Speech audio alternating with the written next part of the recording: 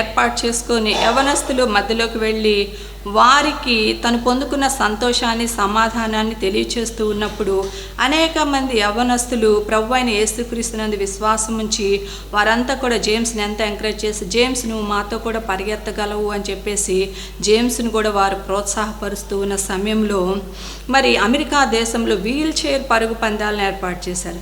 Wheel chair పరుగు పందాలు ఏర్పాటు చేసినప్పుడు మరి తనకున్న చిరకాల కోరికను నెరవేర్చుకోవడానికి జేమ్స్ ఆ యొక్క వీల్ చైర్ పరుగు పందాల్లో పాల్గొని దానిలో చాలా ప్రావీణ్యాన్ని సంపాదించి అమెరికా దేశంలోనే ఒక ఉన్నతమైన వ్యక్తిగా మార్చబడ్డాడు. అలా మార్చబడిన తర్వాత అనేక మంది విలేకరులు వచ్చి ఆ జేమ్స్ని ప్రశ్నిస్తూ, జేమ్స్ ఈ వీల్ చైర్ పరుగు పందాలే కదా నిన్ను ఇంత ఉన్నతమైన స్థాయికి తీసుకొని వచ్చింది అని చెప్పి అందరూ అడుగుతున్నప్పుడు ఆయన నిస్సందేహంగా చెప్పేవాడు, ప్రభువైన యేసుక్రీస్తు మాత్రమే నా జీవితాన్ని మార్చాడు. ఆయన ద్వారానే నేను ఒక నూతనమైన వ్యక్తిగా మార్చబడ్డాను అని చెప్పేసి ప్రజలందరికీ తన సాక్ష్యాన్ని తెలియచేస్తూ ఉన్నాడు. ప్రియ సహోదరి సహోదరులారా, జేమ్స్ జీవితాన్ని మనం చూసాం.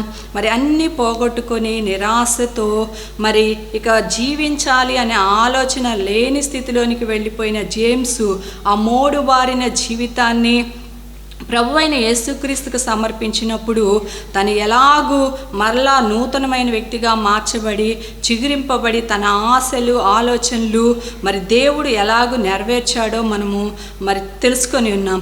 కాబట్టి అలాగే మన జీవితంలో కూడా అనేకమైన ఆందోళనలు, శ్రమలు, బాధలు, కష్టము, నిందలు, అవమానాలు ఇవన్నీ కూడా ఎదురైనప్పుడు అనేకులు మరి జేమ్స్ లాగానే ఆలోచన చేస్తూ ఉంటారు, ఇంకెందుకు మన జీవితం వ్యర్థమైపోయింది, మనం భూమి మీద బ్రతకూడదు అని చెప్పేసి.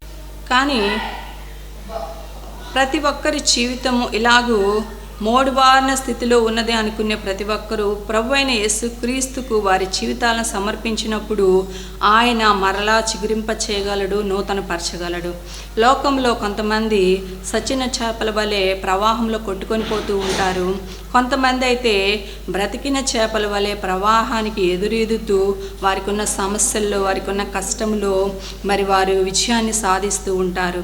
మరి ఏ విధముగానైనా లోకంలో మనం పరిగెత్తాలి అనే ఆలోచన కలిగి ఉన్నారు. అయితే అపోస్తలుడైన పౌలు 1 కొరింథీయులకు రాసిన పత్రిక 9వ అధ్యాయము మరి 24వ వాక్యం చివరి భాగంలో మనం చూసినట్లయితే మీరు బహుమానము పొందినట్లుగా పరిగెత్తుడి అని చెప్పేసి అపోస్తలుడైన పౌలు తెలియజేస్తూ ఉన్నాడు.